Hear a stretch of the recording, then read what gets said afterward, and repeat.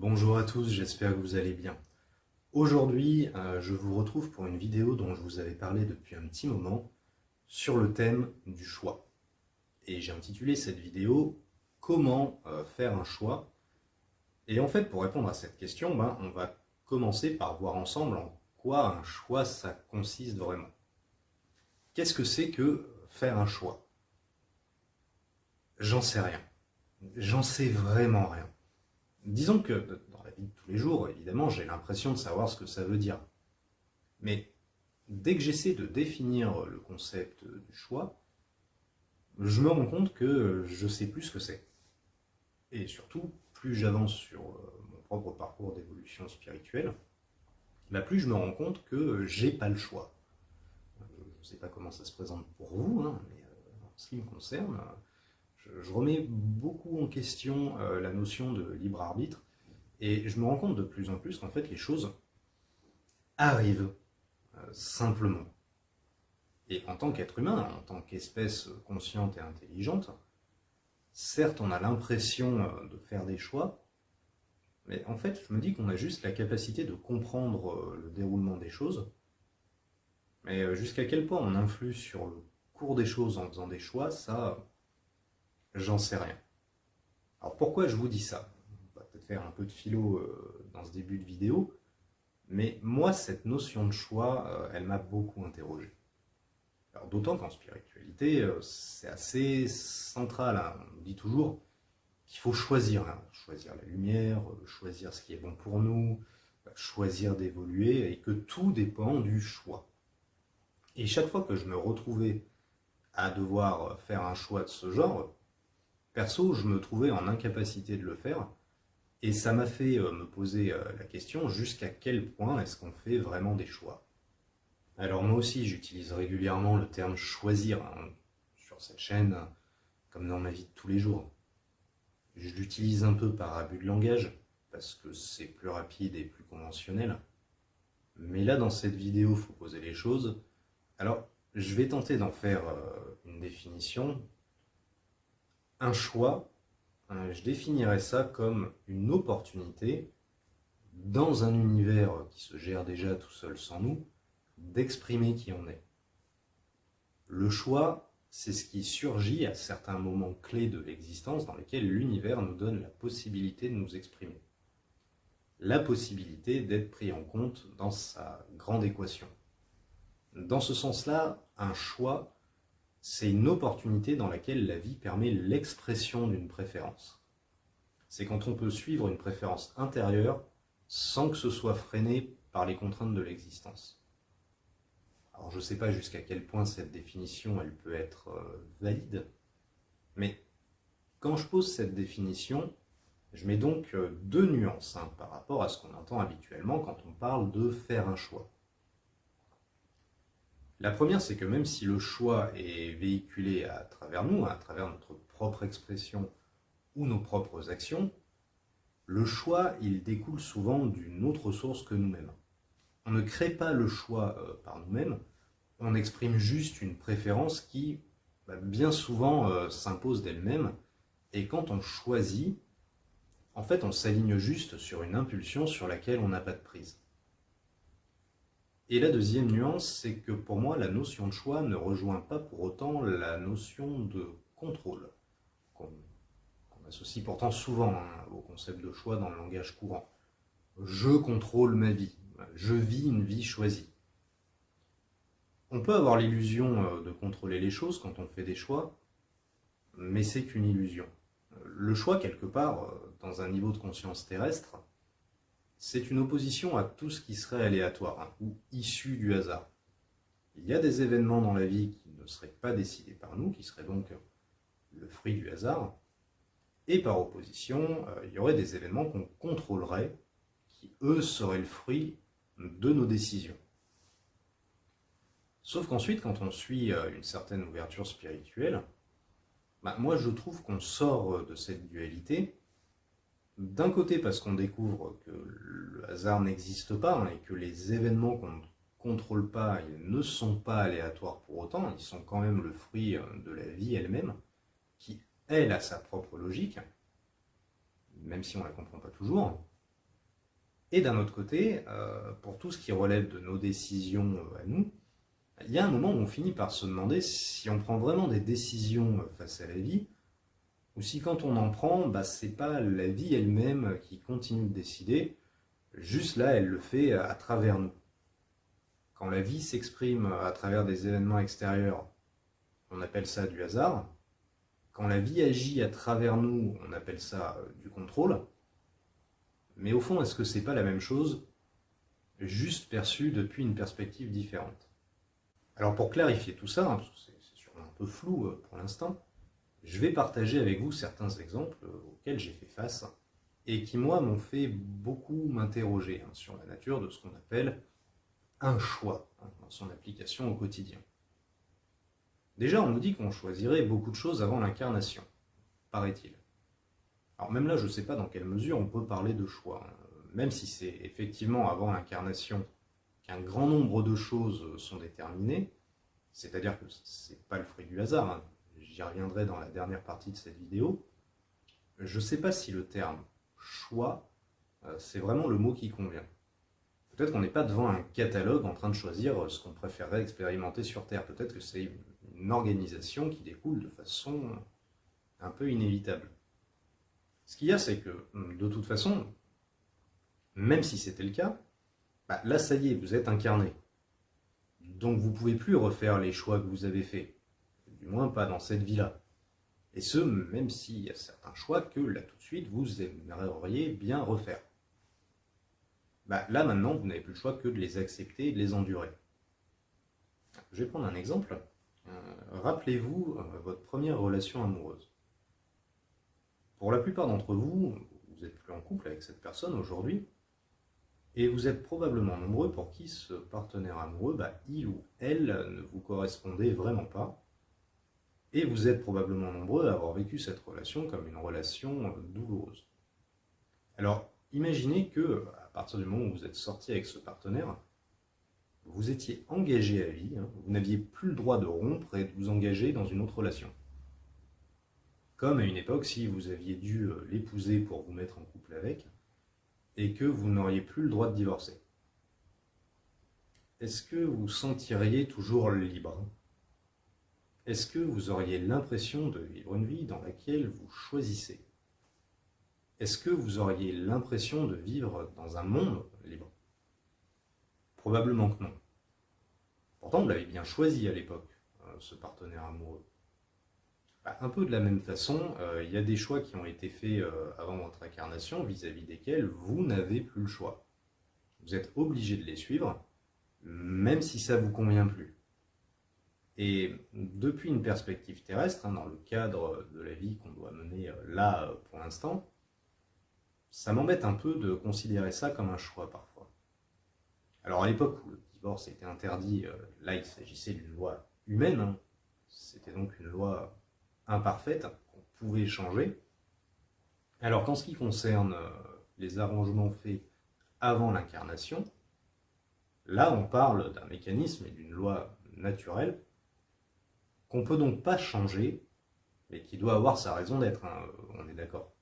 Mais je fais quand même ce parallèle pour insister sur le fait que pour notre avatar terrestre, ces choix ils sont déjà faits, on les a plus, et on peut vraiment avoir l'impression de les subir parfois. Et il y en a beaucoup de ces choix.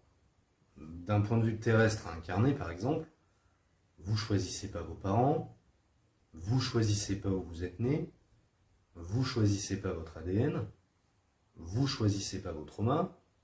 C'est peut-être choisi avant l'incarnation, certes, mais une fois qu'on est là, on oublie pourquoi on les a fait, ces choix, et on ne peut plus les modifier. Donc, oui, si on met de côté le fait qu'on ne choisit pas tous ces éléments qui déterminent plus de 90% de notre vie quand même, oui, effectivement, on a le choix. Mais si on regarde les choses objectivement, il y a beaucoup de choix qui sont déjà faits et sur lesquels on ne peut plus revenir. Et ensuite, sur les domaines qui nous restent, il y a plein de choses sur lesquelles on prétend faire des choix, et pour lesquels on ne choisit pas autant qu'on le croirait au premier abord. Je pense par exemple à ce que je vous ai dit dans l'une de mes précédentes vidéos, en ce qui concerne les partenaires amoureux. Je ne vais pas vous refaire toute l'argumentation de la vidéo, mais pour revenir sur l'argument principal, on croit qu'on choisit nos partenaires amoureux, mais au fond, sachant qu'on choisit ni qui on rencontre, ni par qui on est attiré, ni qui est attiré par nous, je me pose la question des fois, on choisit quoi? Est-ce qu'on choisit vraiment nos partenaires amoureux?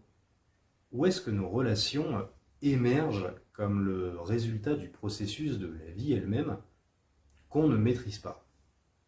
Et quand on commence à voir les choses sous cet angle, on se rend compte qu'en fait, il y a plein de choix qu'on fait pour lesquels on peut se demander si le choix il part vraiment de nous. Alors j'ai un exemple parfait pour illustrer ça. J'ai un ami qui, à un moment donné, cherchait du travail. Il a répondu à plusieurs offres d'emploi en même temps. Il a été retenu à 2 entretiens d'embauche différents. Il a réussi les 2 entretiens. Et les 2 entreprises en question ont voulu l'embaucher. Il a donc dû choisir parmi ces 2 postes lequel il allait finalement accepter. Donc il a fait un choix. Oui. Il avait le choix entre l'entreprise A et l'entreprise B, et il a choisi l'entreprise B.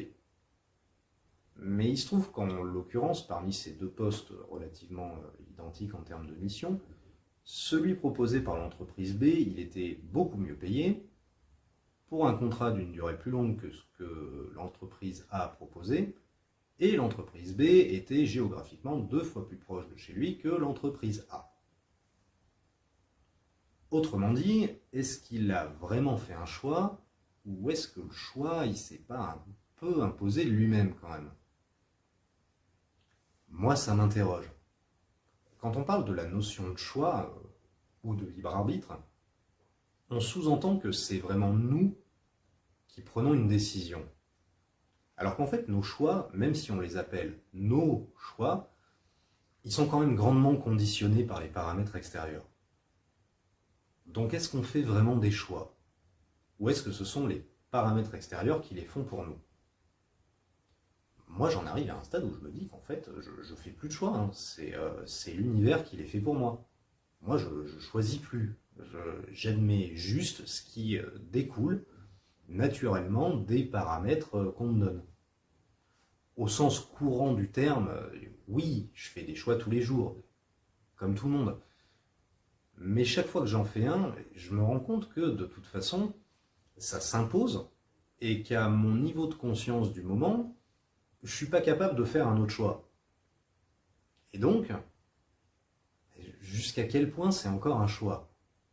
Même un truc tout bête. Vous ouvrez votre penderie le matin et vous choisissez comment vous vous habillez aujourd'hui. Et parmi tous les t-shirts que vous avez, vous en choisissez un. Vous avez fait un choix. Mais en même temps, qu'est-ce que vous y pouvez si c'est ce t-shirt-là plutôt qu'un autre que vous avez envie de porter aujourd'hui? Parce que vous ne choisissez pas vos envies, vous n'avez pas de prise là-dessus. Donc, si faire un choix, c'est suivre vos envies, et que vous ne les contrôlez pas, faire un choix jusqu'où vous pouvez affirmer que ça part vraiment de vous. C'est un peu tordu ce que je vais dire, mais on ne choisit pas ce qu'on a envie de choisir. Et on croit qu'à travers un choix, on oriente notre vie, mais est-ce qu'en fait, à travers un choix, c'est pas nous qui sommes orientés par encore autre chose, qu'on a simplement la liberté de laisser s'exprimer quand on fait un choix? Le choix, c'est un concept qui sous-entend que ce soit nous qui déterminions le cours des choses, et ben, jusqu'à quel point c'est vraiment nous qui déterminons quoi que ce soit. Et alors, si on met tout ça ensemble, hein, si on ne choisit pas des éléments qui orientent 90% de notre vie, qu'on ne choisit pas nos envies de toute façon, que dans une très grande mesure, nos choix, c'est pas nous qui les faisons, c'est notre environnement, et que pour les choix qui resteraient par-dessus tout ça, la psychologie nous dit que c'est l'inconscient qui prend au minimum 95% de nos décisions, et qu'en plus, pour les choix qu'on ferait consciemment, on les fait de toute façon en se basant sur des informations extrêmement limitées et incomplètes. Ouais, au final, on choisit quoi? Franchement, moi, je sais plus.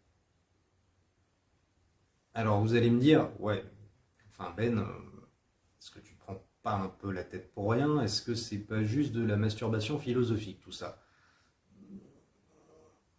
Ouais, peut-être. C'est vrai en tout cas qu'il y a 10 ans, je me prenais pas la tête avec toutes ces questions. Et oui, sauf que depuis, il s'est passé un truc dans ma vie.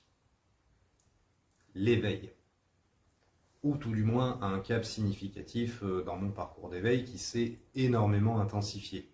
Parce qu'il y en a eu plusieurs, hein, des caps, et selon comment on voit les choses, mon éveil, il avait peut-être commencé quand j'avais 14 ans déjà. Puis il y a eu plusieurs paliers, mais bref.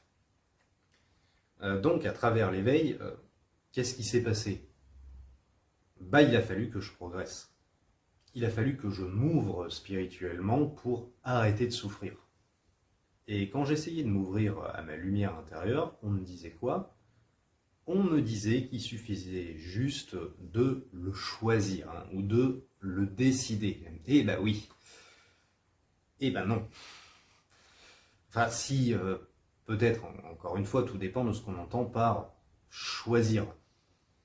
Mais toujours est-il que je me suis retrouvé dans une situation où je souhaitais vraiment, hein, avec toute la meilleure volonté du monde, choisir la lumière, et où ce choix, bah, j'arrivais pas à le déclencher. Alors après, c'est peut-être moi qui suis stupide, hein, je sais pas. Mais encore une fois, faites le test. Si vraiment il suffit de le décider, allez-y, choisissez d'accéder à l'illumination là, maintenant. Voilà. Est-ce que ça a marché? Ben non, parce que ça marche pas comme ça. Et alors, j'ai fini par accéder à la lumière que j'étais censé récupérer, au moins en partie. Hein. Mais enfin, de mon point de vue, je suis désolé, moi j'ai du mal à appeler ça un choix. De mon point de vue, ça a été éteint pendant super longtemps, et un beau jour, hop, d'un coup, ça s'est allumé, mais sans que je maîtrise rien. Hein. Et avec le recul, ok, je me rends compte qu'il y avait des freins qui venaient de moi et qui étaient en moi, ça c'est sûr. Mais en même temps, bah, je ne pouvais pas choisir combien de temps j'allais mettre pour faire un deuil en particulier, combien de temps j'allais mettre pour digérer une émotion négative. Et il y a des moments où j'ai fait les mauvais choix aussi. Mais en même temps, c'était des choix rationnels, hein, qui avaient leur propre logique au moment où je les ai faits. C'était des choix qui étaient inévitables au vu des informations que j'avais à l'époque. Ces informations, je les ai eues parce que par moments dans mon parcours, j'ai eu les bonnes influences et à d'autres moments, j'ai pas eu les bonnes et ça, je ne le maîtrisais pas non plus. Pourquoi est-ce que à tel moment ou tel moment, j'ai eu telle influence, bonne ou mauvaise sur mon parcours? J'en sais rien, mais encore une fois, bah, je me dis que j'avais aucun contrôle sur tout ça. Alors certains y verront peut-être une fuite de responsabilité ou une sorte de victimisation de ma part. Je sais pas. Moi, découvrir jusqu'à quel point je maîtrisais rien, je l'ai plus vécu comme une leçon d'humilité. Moi, j'arrête de chercher à contrôler ce que je contrôle pas. J'admets la supériorité de l'intelligence universelle face à ma petite intelligence personnelle, et j'admets que sur mon propre parcours, au final, j'ai décidé de rien. C'est comme si tous les choix que j'avais faits, ils s'étaient faits en pilote automatique. En pilote automatique, ce qui veut dire que c'était piloté par quoi? Bah, par les paramètres de départ, combinés aux paramètres qui sont tombés en cours de route, mais sur lesquels j'ai eu aucune prise, au fond. J'ai juste progressé quand j'ai lâché prise, et on ne contrôle pas le lâcher prise.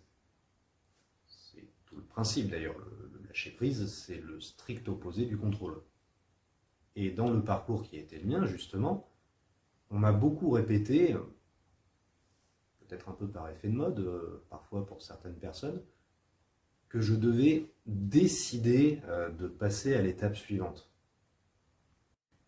C'est un conseil sûrement bien intentionné, un conseil qui est responsabilisant, et quand on l'entend une fois, deux fois, Au bout de la 50e fois, par contre, c'est plus responsabilisant, c'est juste culpabilisant, parce que l'entendre en boucle, hein, ça m'a pas forcément aidé à décider quoi que ce soit plus vite. Je me suis juste senti nul d'échouer, alors qu'en apparence, tous les autres réussissaient.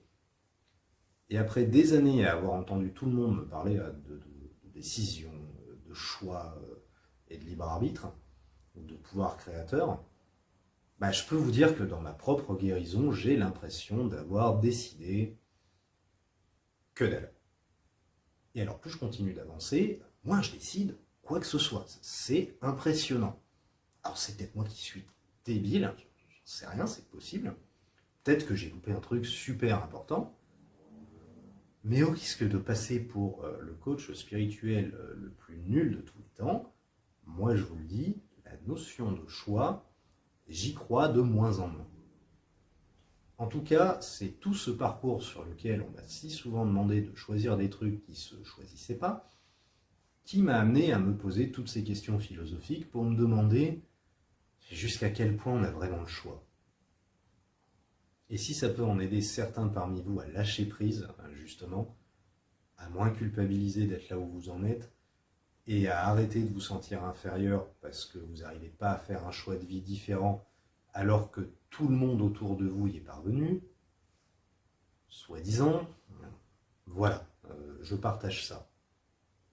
Je ne sais pas si c'était clair. En tout cas, pour moi, ça n'a pas été évident de trouver les mots justes pour décrire tous ces paradoxes relatifs au concept du choix. Après, vous en faites pas, hein. Si c'est pas clair pour vous tout de suite, votre parcours d'éveil va faire que ça devienne clair et va vous faire vous rendre compte que même si parfois on fait des choix, au final avec le recul, on se demande si le choix on l'a vraiment eu, vu qu'on se rend compte qu'on n'aurait pas pu faire autrement de toute façon avec les paramètres qu'on avait. Va y avoir des moments où vous allez regarder en arrière, où vous allez vous demander si vous avez vraiment fait des choix, ou si c'est pas la vie qui s'est juste déroulée d'elle-même. Si vraiment vous avez eu du libre arbitre, ou si c'était pas écrit de toute façon. On a l'impression de faire des choix face à la vie tant qu'on est en dualité avec la vie. Mais quand de plus en plus on ne fait plus qu'un avec la vie, au fur et à mesure qu'on efface l'ego et qu'on devient transparent pour laisser la vie passer et s'exprimer à travers nous, on se demande si le choix c'était pas juste une illusion, et si en toutes circonstances ce qu'on a c'est pas juste la vie qui se déroule, et si on ne serait pas juste spectateur de ça. En tout cas, au stade où j'en suis, c'est les observations vers lesquelles ça m'a amené. C'est aussi une prise de conscience qui m'a permis de faire preuve d'énormément de tolérance vis-à-vis des autres. Vous savez, en spiritualité, on oppose souvent les travailleurs de lumière et les ambassadeurs du sombre, les évolutifs face aux involutifs, qu'on peut prendre de haut des fois, sachant que les vrais involutifs ne sont pas toujours ceux qu'on croit au premier abord. Au quotidien, on a tous des gens qu'on trouve stupides, et vis-à-vis desquels on est en désaccord avec leurs choix et leurs comportements. Mais aujourd'hui, plus que jamais, face à ce phénomène, j'ai une expérience qui me rappelle que moi le premier, j'ai pas toujours été aux commandes de ma vie autant que je le croyais. Je croyais l'être, bien sûr, mais je l'étais que dans la limite de ma propre lucidité.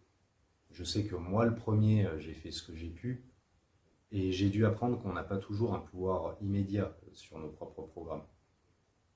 On a tendance à se croire différent en tant qu'êtres humains des ordinateurs qu'on manipule tous les jours, entre autres parce qu'on serait capable de faire des vrais choix, là où des ordinateurs ne font que réagir à des programmes. Mais jusqu'à quel point on est plus qu'un programme, justement? Et jusqu'à quel point ce qu'on considère de notre part comme étant des choix, c'est vraiment plus qu'une réaction à une programmation interne. C'est très facile de juger les gens parce qu'on les trouve cons, désolé pour le terme, mais jusqu'à quel point est-ce que les cons ils choisissent d'être cons ou pas? Et est-ce qu'ils ont vraiment la possibilité de choisir de ne plus être cons de toute façon? C'est une vraie question. En tout cas, c'est facile de se dire qu'on est libre, hein, et de tenir les gens pour responsables, parce que ce serait de leur faute s'ils font pas mieux, hein, de notre point de vue, face à ce que la vie leur a donné, et de les juger pour les idiots qu'ils sont, jusqu'à ce qu'on soit dans un parcours d'éveil et qu'on se rende compte que, justement, pour progresser dans l'éveil, il y a juste à le décider, et que cette décision, on met des années à la prendre. Quoi qu'on en dise, ça apporte une certaine humilité et une certaine tolérance, je trouve. Donc voilà ce que je voulais vous dire dans cette première partie en ce qui concerne mes propres réflexions, hein, sur le thème du choix. Ça n'engage que moi. Vous avez le droit de ne pas être d'accord, vous avez le droit de voir les choses autrement.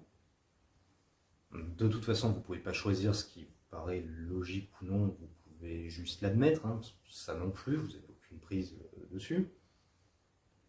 En tout cas, ça me permet de préciser où j'en suis, moi, hein, aujourd'hui, par rapport à ce concept. Ça me permet de vous expliquer pourquoi, en ce qui me concerne, j'ai pris beaucoup de distance par rapport à la notion de choix et de libre arbitre. Et maintenant que j'ai dit ça, je voudrais voir avec vous comment tout ça, ça se traduit concrètement, d'un point de vue terrestre d'abord, puis d'un point de vue céleste dans un second temps. Alors d'un point de vue terrestre, donc, dans notre vie de tous les jours, de temps en temps, faut faire des trucs qu'on appelle des choix. Ça, vous le savez. On ne peut pas y échapper, parce que quelque part, hein, même ne pas faire de choix, c'est faire un choix. Hein, ça, c'est bien connu. Faire un choix, c'est stressant. C'est nécessaire parce que c'est ce qui nous permet d'orienter notre vie et d'affirmer qui on est. Mais ça n'en est pas moins stressant parce que lorsqu'on fait un choix, on n'est jamais sûr de faire le bon. D'ailleurs, si on le savait à chaque fois, hein, si on pouvait voir l'avenir pour savoir systématiquement quelles conséquences succéderaient telle ou telle décision, au fond, ce serait plus faire un choix. Le choix, il s'imposerait de lui-même. Donc c'est le principe même du choix, hein, c'est que quand on fait un choix, on n'est jamais sûr de faire le bon. Faire un bon ou un mauvais choix, c'est un jugement que nous, on porte selon le résultat qu'on retire de notre choix après coup. C'est une évaluation qu'on fait en termes de gains et de pertes, et c'est cette évaluation qui, face à des situations où on doit quitter une situation pour une autre, a fait émerger le fameux adage « on sait ce qu'on perd, mais on ne sait pas ce qu'on gagne ». Oui, mais c'est tout le principe en fait. À partir du moment où on reconnaît que cette incertitude, c'est l'essence même du choix, comment est-ce qu'on peut faire pour faire un choix efficace ? Tout simplement en considérant nos choix sous une nouvelle perspective. Un bon choix, ce ne serait pas nécessairement le choix qui nous apporte le résultat qu'on veut, c'est un choix qui nous permet d'affirmer notre plus haute définition de nous-mêmes. Alors ça s'applique bien sûr pas pour les choix simples du quotidien, genre comme choisir une voiture ou comme commander une pizza plutôt qu'une autre. Parce que ça, c'est des choix pour lesquels vous êtes certain d'obtenir le résultat que vous choisissez, normalement. Enfin, certains de ces choix aussi, vous pouvez les faire pour définir qui vous êtes dans une certaine mesure, mais c'est pas sur cela que je veux me pencher.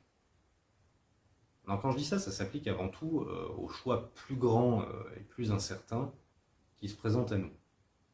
Le choix d'un partenaire amoureux, l'orientation de notre carrière, des décisions dans le cadre de notre famille. Autant de dilemmes qui, quand on y repensera sur notre lit de mort, se seront avérés être les aiguillages les plus importants de notre vie. Alors face à ces choix difficiles, pour lesquels on peut prévoir que partiellement les fruits que porteront nos actions, l'idée c'est donc de ne pas faire ces choix uniquement en fonction du bénéfice que ces différentes options nous procureront éventuellement, mais de faire ces choix avant tout pour définir qui on est. Ne plus raisonner en termes d'avoir, ce qui concerne un résultat futur et donc incertain, mais raisonnez en termes d'être. Ce qui a l'avantage de se définir dans le présent. Alors imaginons par exemple que vous travaillez et que vous avez des enfants, et que vous avez l'opportunité de vous investir beaucoup plus dans votre travail. Qu'est-ce que vous devez choisir? Travailler davantage et faire plus d'heures pour un meilleur salaire, ou consacrer plus de temps à votre famille? Ces deux options, elles comportent leurs avantages et leurs risques. Peut-être qu'en choisissant de travailler davantage, vous offrirez un cadre plus sécuritaire à votre famille, tout en devenant un exemple de réussite pour vos enfants, qui ensuite réussiront mieux leur vie professionnelle. Peut-être aussi qu'en étant davantage absent, vous ne pourrez pas les guider aussi efficacement dans leur croissance, et que ça aura des répercussions émotionnelles très importantes sur eux. Peut-être qu'en choisissant de travailler moins, vous pourrez être présent davantage pour eux, et ainsi les aider beaucoup mieux à se construire. Peut-être aussi qu'en faisant ce choix, vous ne pourrez pas faire face lorsqu'un problème financier touchera votre famille, et que ça aura des répercussions traumatisantes sur celle-ci. Alors je dis ça à titre d'exemple, sans jugement de valeur.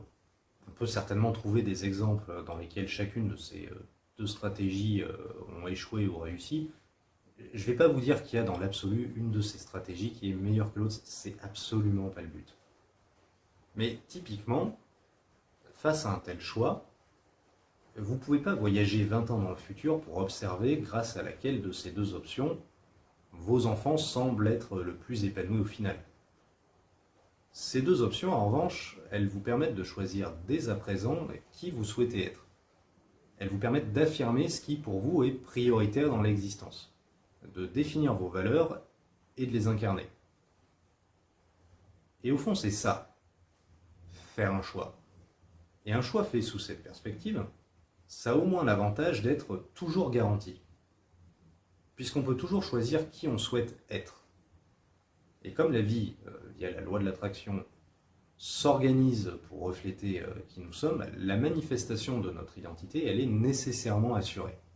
Et peut-être que de temps à autre, on fera des mauvais choix, mauvais dans le sens où ces choix ils ne nous apporteront pas que des situations faciles à court terme, mais on sera quand même gagnant à long terme, parce qu'on applique une stratégie qui nous permet d'être véritablement nous-mêmes et de vivre une vie en accord avec nos valeurs.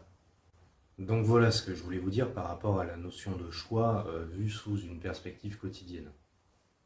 Pour résumer, choisir en termes d'être et non pas en termes d'avoir, ne pas faire son choix en fonction de ce qu'on peut en retirer, mais faire son choix pour exprimer qui on choisit vraiment d'être. Si actuellement vous êtes face à un choix que vous avez du mal à faire et face auquel vous doutez, je vous inviterai à réfléchir à cette nouvelle perspective. C'est simple en soi, mais vous verrez que c'est assez concret quand on l'applique. En tout cas, c'est une nuance dont moi, je me rappelle chaque fois que j'ai un choix à faire, que j'essaye d'appliquer le plus possible, et qui me permet de n'avoir aucun regret vis-à-vis de mes choix, parce que je me rappelle toujours pourquoi je les ai faits. Et ça peut s'appliquer à peu près tout. Là, j'ai pris l'exemple d'une décision qui concerne un arbitrage entre vie professionnelle et familiale. Mais si on prend le choix d'un partenaire amoureux, désormais, si on imagine que vous avez la possibilité de choisir entre deux partenaires amoureux, et que vous êtes obligé de choisir, que vous n'avez pas le droit de prendre les deux, on va supposer qu'ils ne sont pas d'accord, et qu'on met de côté le fait que vous ne choisissez pas vos émotions de toute façon, ce que je vous ai rappelé en début de vidéo, vous ne pouvez pas forcément savoir a priori avec lequel des deux votre vie amoureuse va être la plus épanouissante. Vous pouvez essayer de projeter, mais vous ne pouvez pas être sûr. Parce que franchement, ça nous est tous arrivé de penser qu'on avait trouvé le bon ou la bonne, pour se rendre compte des années après qu'en fait, non, on s'était planté lamentablement. Bon, on ne peut pas savoir, on ne peut pas voyager 20 ans dans le futur pour savoir avec lequel des deux on aura des regrets ou non. Par contre, dans le présent, on peut choisir quel amoureux, nous, on a envie d'être. Et très souvent, par exemple, quand la vie vous donne le choix entre deux partenaires amoureux, Un scénario très courant, j'ai remarqué, c'est qu'en fait, dans ces deux partenaires, il y en a un qui représente la stagnation, hein, rejouer les mêmes schémas, rester dans ce qui vous est familier, et l'autre, justement, il représente la croissance et l'évolution. Est-ce que vous allez choisir une relation plus paisible ou une relation qui va vous faire grandir? C'est souvent un choix comme ça hein, qui nous est proposé derrière les apparences, dans une telle situation. Et tant qu'on est sur cet exemple, ce changement de perspective, il vous permet aussi d'être plus haut dans votre attitude. Quand il y a une femme qui vous intéresse et que vous devez choisir comment agir envers elle, si ce que vous voulez c'est l'avoir dans votre vie, vous pouvez être prêt à faire tous les sacrifices les plus ridicules et les plus destructeurs qui soient pour vous, pour tenter de conserver son approbation.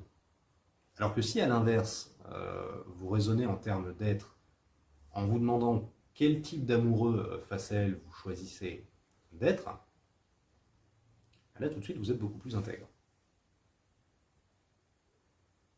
Non, ne me regardez pas comme ça, cet exemple ne m'a jamais concerné, bien évidemment. Bon, et alors, choisir qui vous voulez être, bien sûr, ça induit d'être clair sur son intention. Hein. Toujours la même notion en spiritualité. Ça induit de choisir entre l'ombre et la lumière. Et alors, quand vous êtes sur un parcours d'éveil, et que vous prenez conscience de ce que c'est que le karma, ou l'ombre, ou ce genre de choses, vous allez vite vous rendre compte que c'est essentiel hein, de faire des choix assez élevés en termes de moralité. Peu importe ce que certains raccourcis peuvent sembler vous apporter à court terme. Et choisir entre l'ombre et la lumière, ça suppose comme d'habitude de choisir ou ne pas choisir de suivre son âme. Parce qu'on est d'accord, vous ne choisissez pas comment est votre âme. Votre âme, elle est, tout simplement. Vous êtes vous, tout simplement. Il y a juste à l'accepter. Alors, soit vous acceptez de suivre qui vous êtes, soit vous vous positionnez en défiance par rapport à votre être véritable. Donc c'est beaucoup plus binaire qu'on le croit. Hein. Même si dans la matière, ça peut se traduire par une variété de choix portant sur une infinité de situations différentes, sur le plan supérieur, un choix, c'est toujours un arbitrage binaire entre l'ombre et la lumière. Quelque part. Votre ombre ou votre lumière. Et c'est ce qui m'amène à vous parler de la notion de choix d'un point de vue plus énergétique, cette fois-ci. Et vous allez voir que ça vaut le coup qu'on s'y penche. Donc pour cette dernière partie, pour illustrer comment la notion de choix se déroule d'un point de vue céleste, je vais reprendre le schéma que je vous avais fait pour ma vidéo sur les portails. Voilà, c'était celui-là. Donc ce schéma, comme tous les schémas que je vous montre dans mes vidéos, c'est une représentation de ce que moi je vois. Une représentation de ce que moi je vois, contrainte par mes propres compétences artistiques. Moi, en vrai, les images, je les vois avec une plus haute résolution, ça en jette beaucoup plus. Mais bon, désolé pour le filtre, je fais ce que je peux niveau représentation. C'est ce que je vois, donc ça n'engage que moi. Je ne vois pas tout. Peut-être qu'il y a des gens qui voient autre chose.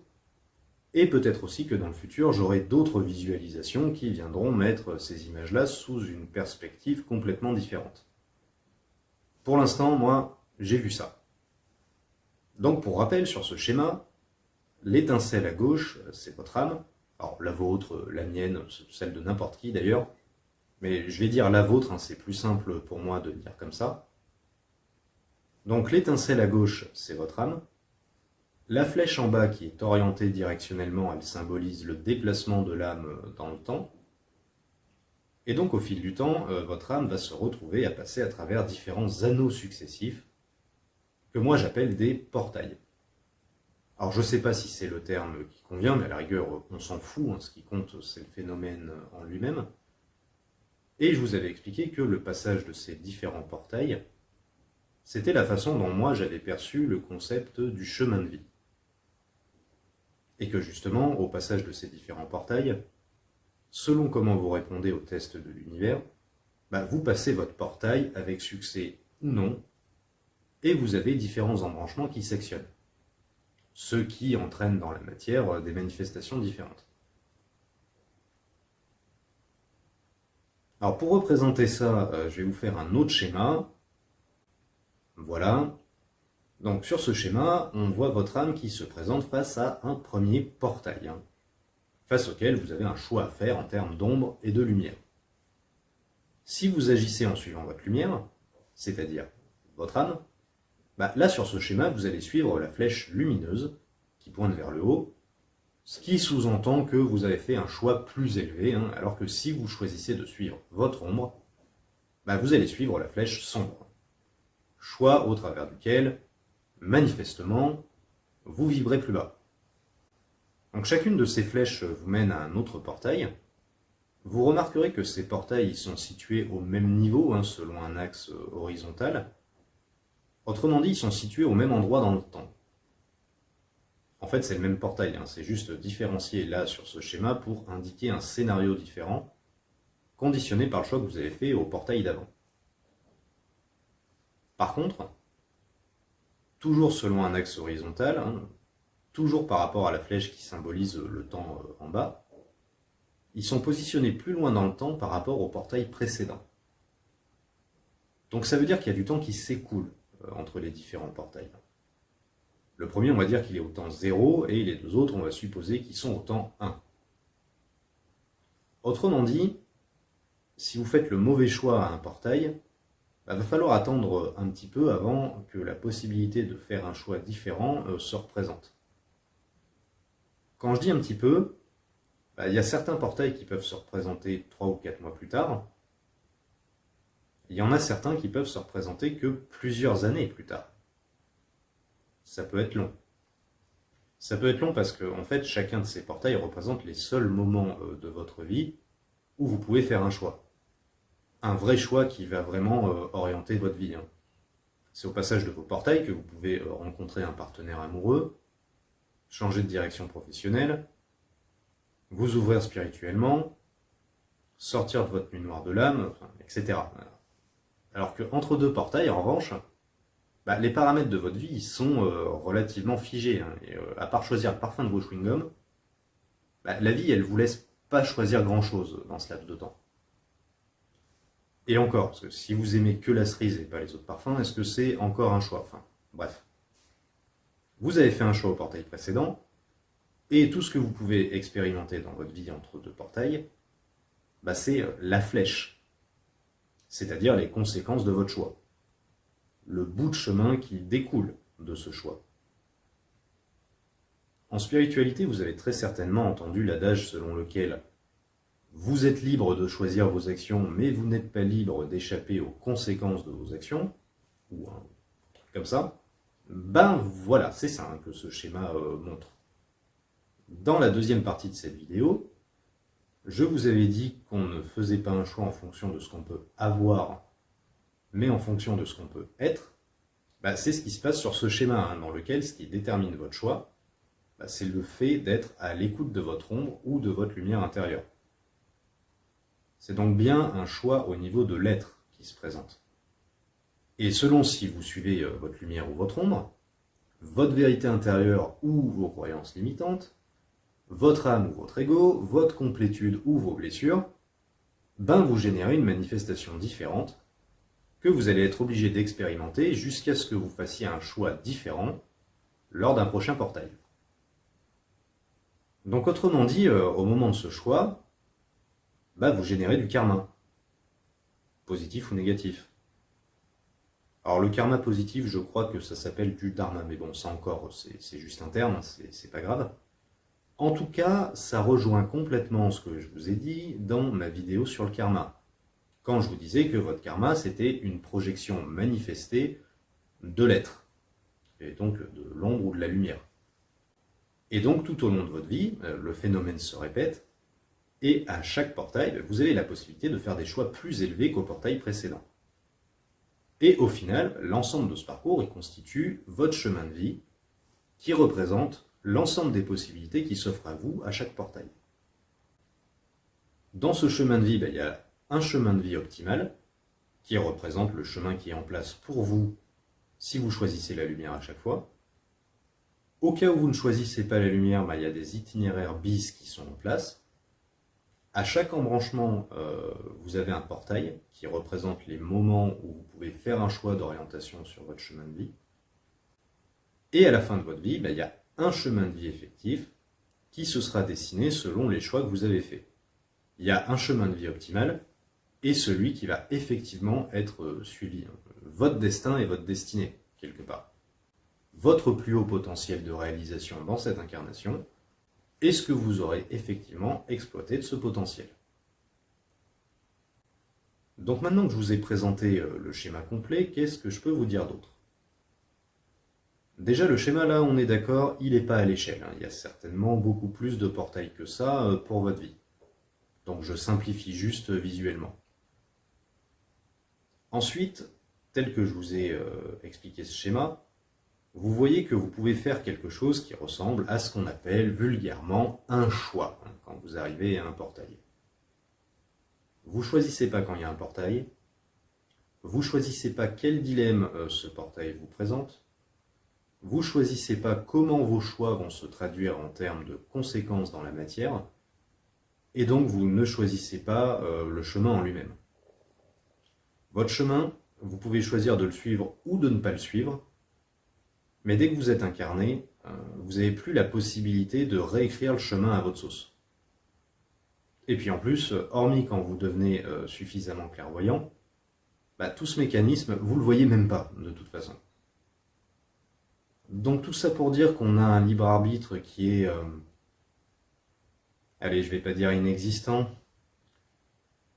mais enfin qui est quand même super cadré, en tout cas. Au passage, je vous ai dit plusieurs fois dans mes vidéos précédentes que dans la vie, il fallait avoir la sagesse de distinguer ce qui est sous notre contrôle et ce qui l'est pas. Donc quand je vous ai dit ça, alors c'était une tournure pour aller vite, je vous épargnais toute la philo qu'il y avait en début de vidéo là, sur la notion de choix et la notion de contrôle, mais sinon ça faisait référence à ce schéma. Ce qui est sous votre contrôle, ça désignait ces points de passage où une décision de votre part est nécessaire. Ou éventuellement ce que vous pouvez choisir librement qui n'est pas défini par votre chemin de vie. Et enfin, quand je vous ai parlé du chemin de vie principal et des itinéraires bis, alors vous mettez pas trop de pression, parce que quasiment personne ne suit son chemin de vie optimal. On fait tous des erreurs de temps en temps, donc il ne faut pas trop se flageller par rapport à ça non plus. Par contre, il faut en avoir quand même conscience, parce que louper un portail, ou plus exactement choisir l'ombre lors d'un portail, c'est quand même passer à côté d'un potentiel de vie extrêmement intéressant. Parce que c'est le long des flèches de lumière qui a les récompenses et le long des flèches sombres qui a les foudres. Et si vous loupez vos portails pendant 3-4 ans consécutifs, vous pouvez quand même retrouver votre chemin de vie optimal assez facilement. Et il y a des expériences de vie que vous ferez, alors avec un peu de retard certes, mais qui se feront quand même. Si vous loupez vos portails pendant plus de 50 ans, là ça devient compliqué. Là forcément il y a des expériences de vie que vous aurez peut-être plus l'opportunité de faire. Donc c'est important d'avoir conscience du phénomène, parce qu'encore une fois, tel que moi je l'ai perçu, tout dans votre vie découle de ce mécanisme quand même. Et d'autant plus qu'il y a un moment où le mécanisme s'arrête. Ou en fait non, il ne s'arrête pas, mais en tout cas il y a une transition, une prise de recul et une réinitialisation importante qui se produit, c'est quand vous mourrez. Là vous voyez le schéma que je vous montre, il prend tout l'écran. Donc l'écran en lui-même représente le cadre de votre vie incarnée. Comme paraît-il, on vit en fait plusieurs vies successives, c'est comme si on avait plusieurs écrans avec le film de nos vies qui se succédaient. Et bien évidemment, il y a des paramétrages qui se font d'une vie par rapport à la ou les précédentes. Et ça m'amène à un dernier schéma que j'ai pu voir en channeling. Alors sur cette image, vous voyez toujours les écrans du schéma précédent, qui sont interconnectés. Et vous voyez qu'ils gravitent tous autour d'une étincelle. L'étincelle, c'est votre âme. Alors des fois, je la représente sous la forme d'une étincelle, des fois sous la forme d'une sphère lumineuse, comme ça. ou autre, hein, mais vous traduisez, hein, c'est la même chose. Ça fait partie des formes qui sont interchangeables dans ce que je reçois. Et sur ce schéma, votre âme, elle est encerclée par différents écrans qui symbolisent les films de vos vies. Donc là, ce schéma, il représente quoi? Il représente votre âme, pleine et entière, hors incarnation, qui se projette dans vos différentes vies successives et qui les paramètre les unes par rapport aux autres. On me l'a déjà présenté comme ça. C'est une image qui s'est vraiment beaucoup imposée à moi ces derniers temps. Et alors, comme toujours, c'est pas à l'échelle, hein. Là, pour simplifier, j'ai mis 6 écrans, donc 6 incarnations successives. Mais je pense que pour être à l'échelle, vous pouvez multiplier le nombre d'écrans au moins par 100, hein, facile pour la plupart des gens. Et votre âme, sur cette image, elle expérimente toutes ces expériences de vie, j'ai envie de dire au même moment. Hein. Je ne sais pas jusqu'à quel point on peut dire que c'est exact, mais c'est vrai que là, sur ce schéma, le temps traditionnel linéaire, c'est dans les écrans qui se déroule, donc dans les vies incarnées. Mais votre âme, là, elle est en dehors de tout ça. Elle englobe tout ça. Elle réside sur son plan à elle, hein, le plan des âmes, dans lequel le temps, s'il s'écoule, en tout cas, il ne s'écoule pas de la même façon. Et elle fait l'expérience de ces diverses expériences de vie, peut-être plus ou moins en même temps, ou en tout cas de façon synchronisée et en cohérence les unes avec les autres. Donc, si vous voulez connaître le sens de votre vie, la raison de votre incarnation, pourquoi vous vivez ça et pas autre chose, et pourquoi vivre ce que vous vivez c'est important pour vous, en gros, faut vous reconnecter à ça, hein, à ce que vous êtes quand vous êtes là. Quand vous êtes mort, je suppose que c'est ce que vous êtes. Quand vous êtes vivant, c'est ce que vous êtes aussi, c'est juste que la plupart du temps, on s'en souvient plus.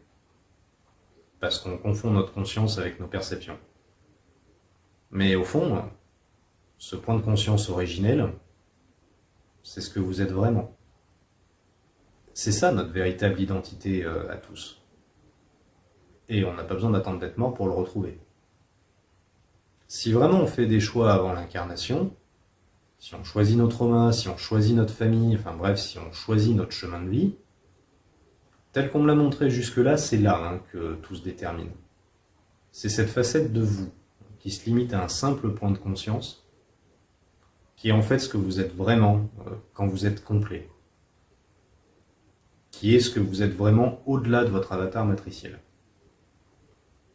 Chaque choix que vous faites dans la matière, sur un plan supérieur, c'est un choix d'ombre et de lumière, et donc c'est, dans l'absolu, choisir d'incarner ou non ce niveau de conscience. Tous les choix qui se présentent dans votre existence, c'est par rapport à ce niveau de conscience-là qu'ils ont un sens. Je ne sais pas si le terme choix, c'est le terme le plus adapté pour définir ce qu'on fait dans ces moments clés de l'existence. Comme je vous l'ai dit, c'est un terme qui m'interroge beaucoup, mais bon, c'est juste un terme. Si on convient d'appeler ces moments-là des choix, alors le but entier de votre existence réside dans les choix que vous saurez faire. Toute la mise en scène de la vie existe juste pour ces moments de choix qui vous permettent vraiment d'exprimer qui vous êtes. C'est le fait de faire les choix qui sont les vôtres, qui vous apporteront la paix spirituelle que vous recherchez. Et lorsque cette vie que vous vivez prendra fin, vous n'emporterez pas avec vous les conséquences physiques de vos choix, vous n'emporterez pas l'argent que ça vous aura rapporté, ni l'approbation des autres que ça vous aura donné, ni le beau mec ou la belle nana que ça aura fait tomber dans vos bras. Ce que vous emporterez avec vous, ce seront vos choix. Et les traces lumineuses ou sombres qu'ils auront laissées en vous. Et si vous parvenez à réintégrer la perspective de votre âme, la perspective que cette image illustrée et que j'ai essayé de vous présenter, vous pourrez vous rendre compte que l'un des buts principaux de l'existence, c'est de vous permettre de voir où vous avez exprimé de l'ombre et de la lumière, ou, pour dire la même chose dans un autre langage, où est-ce que vous avez choisi la peur et où est-ce que vous avez choisi l'amour, pour vous permettre de faire des choix toujours plus hauts pour réintégrer toujours plus les parts manquantes de vous-même et ne refaire progressivement plus qu'un avec vous-même, puis plus qu'un avec tout ce qui est.